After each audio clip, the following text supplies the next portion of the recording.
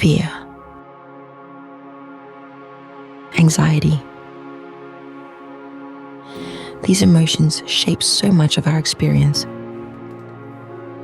They whisper doubts, create barriers, and keep us feeling small. But what if I told you that fear is not the enemy? That anxiety is not something to be conquered, but rather understood.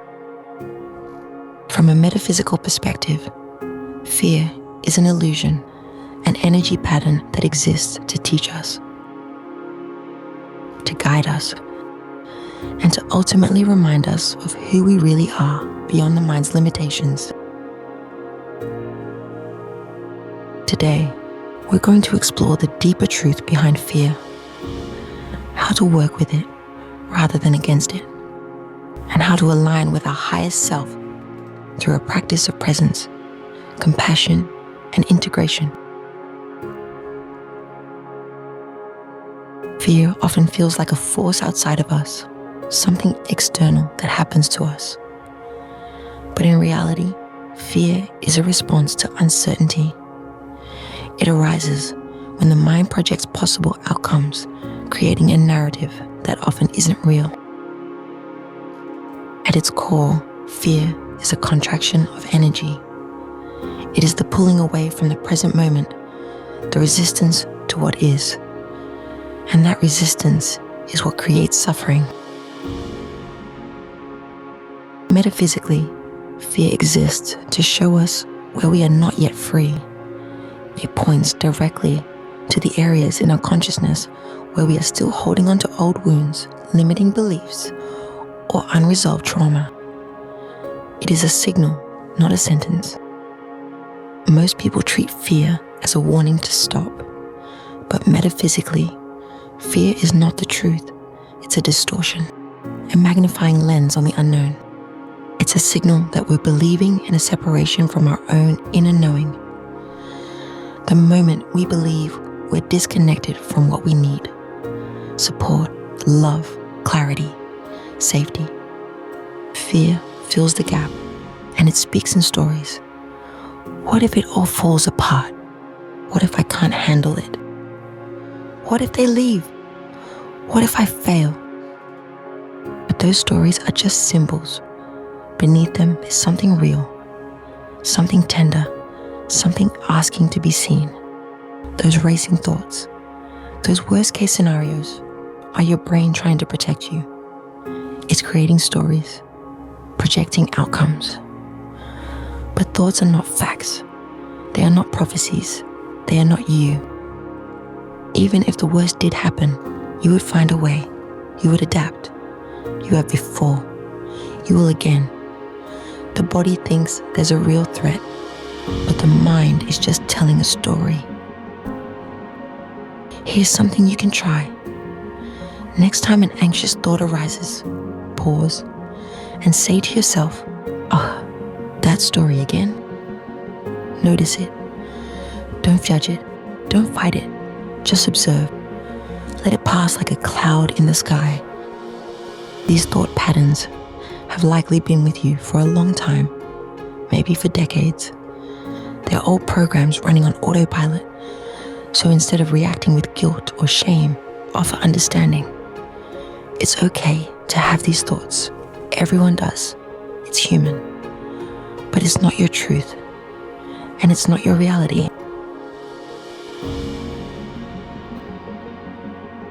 Fear doesn't just live in the mind. It is stored in the body.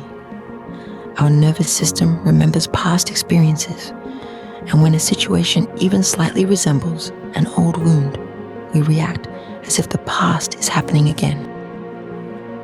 That's why fear sometimes doesn't make sense logically.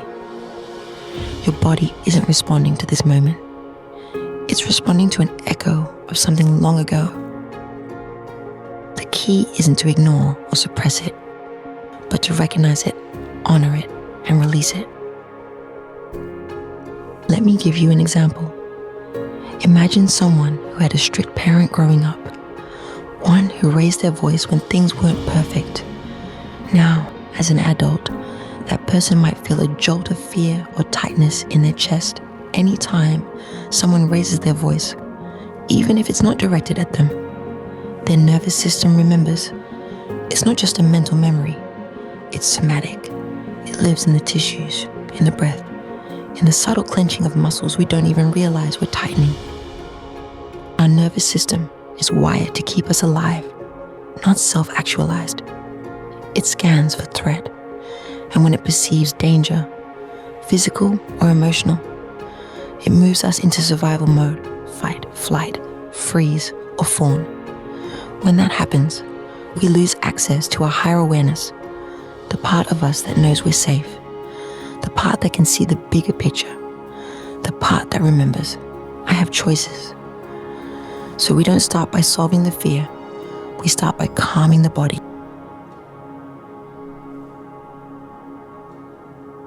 Fear cannot exist in the present moment. It thrives in the unknown, in the what-ifs, in the mind's projections of the future or its regrets about the past.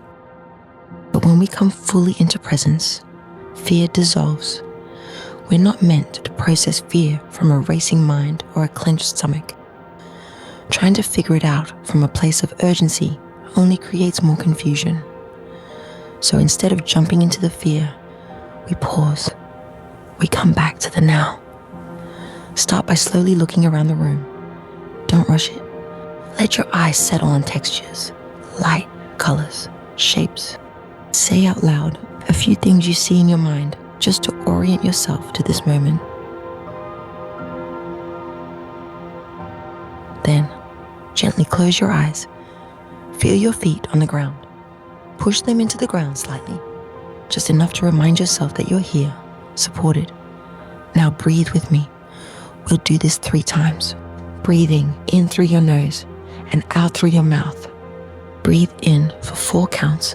1, 2, 3, 4. Hold for 7. 1, 2, 3, 4, 5, 6, 7. Exhale for 8. 1, 2, 3, 4, 5, 6, 7, 8. Again. 1, 2, 3, 4. Hold. 1, 2, 3, 4, 5, 6, 7. Exhale. 1, 2, 3, 4, 5, 6, 7, 8. Last round. 1, 2, 3, 4. Hold for 7. 1, 2, 3, 4, 5, 6, 7. Exhale.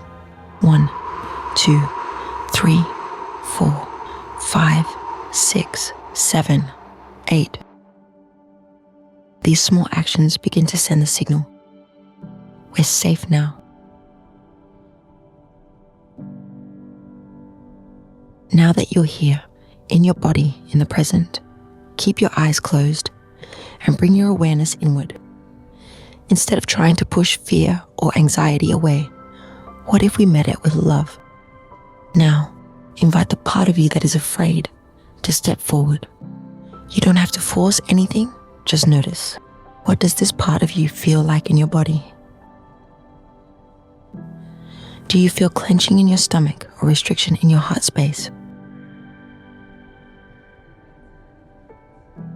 Does it have a certain posture or energy, a heaviness, a tension, or even a kind of movement?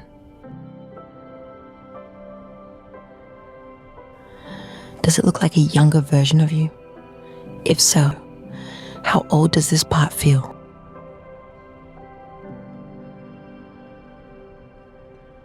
Rather than trying to change it, simply be with it. Say to this part, I see you. I love you. It's okay that you feel afraid. Allow this aspect of yourself to feel your presence. No agenda, no fixing, just being. Now ask your fear, what are you afraid of? What do you need from me?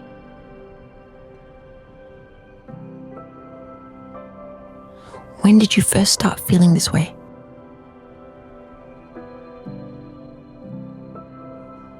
How can I support you? You may be surprised by the answers that come. Sometimes, fear isn't even about the present. It's an echo from the past, a response to something that happened long ago. And once we acknowledge it, we can begin to heal.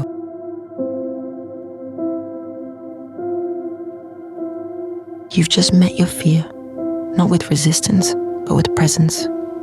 You've listened, you've asked it what it needs, and maybe that fear offered you a glimpse of something deeper.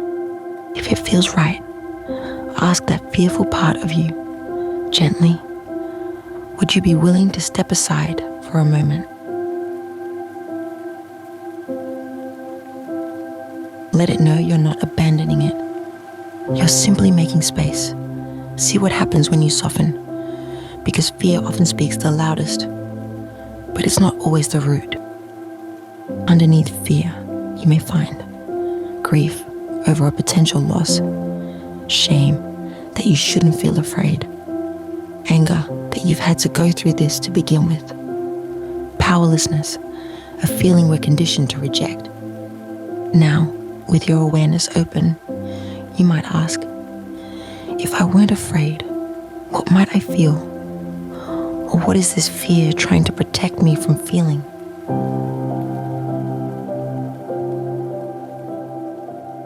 Notice what sensations arise. Do you feel clenching in your stomach? A tightness in your throat? A heavy chest? Or a sense of heat or collapse? Let your body speak before your mind explains. There's no need to analyze. Just witness what comes.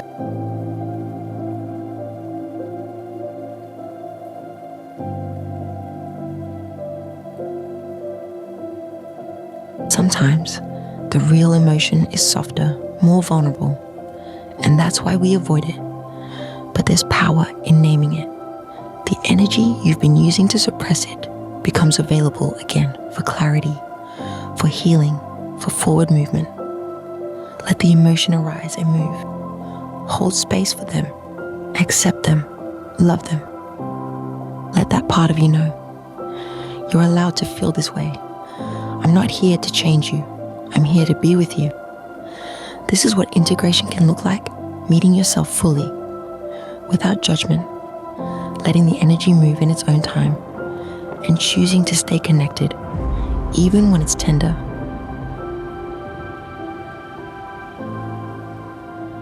Sometimes fear isn't just asking to be held, it's asking you to move. Not from panic or urgency, but from clarity. Once you've grounded, once you've connected to the part of you that's afraid, once you've named the emotion underneath, you may find that fear has another message. Something needs to change. Maybe it's a boundary that needs to be set, a conversation that's been avoided, a situation your body no longer feels safe in, a truth you've been quietly carrying. Fear can sometimes be a signal that action is needed. Not to avoid discomfort, but to realign with what's true.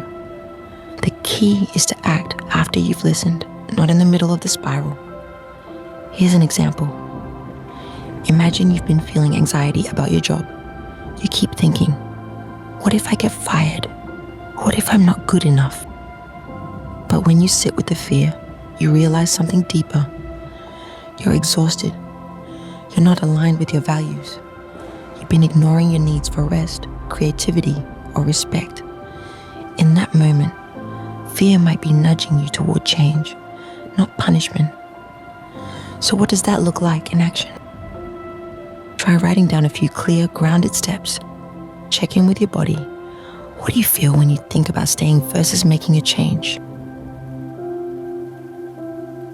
Reflect. What would make your work feel more sustainable or aligned? Communicate. Is there a conversation that needs to happen with a manager, a partner, or even yourself? Research. Explore other roles, shifts, or opportunities that support your well-being. This isn't about making a huge leap overnight. It's about honoring the intelligence of your fear and responding from presence, not panic. Now take a moment. Think of a fear you've been carrying that might be asking for action.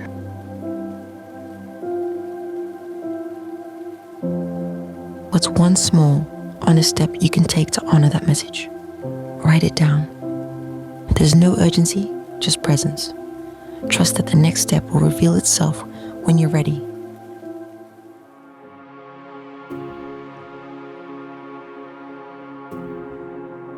And once you've taken that small, grounded step, or even just acknowledged the need for one, there's something beautiful you can do to support that shift.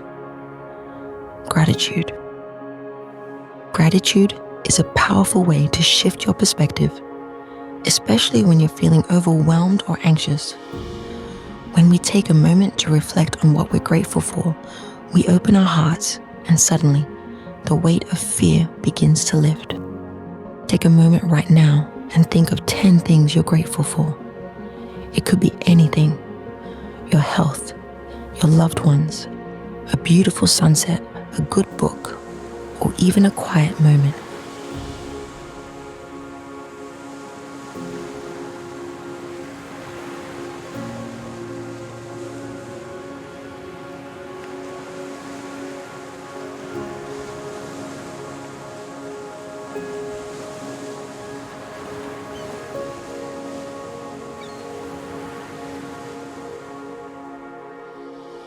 Feel how your heart opens as you shift your focus to gratitude. Notice how your perspective begins to change. Now, let's take it a step further.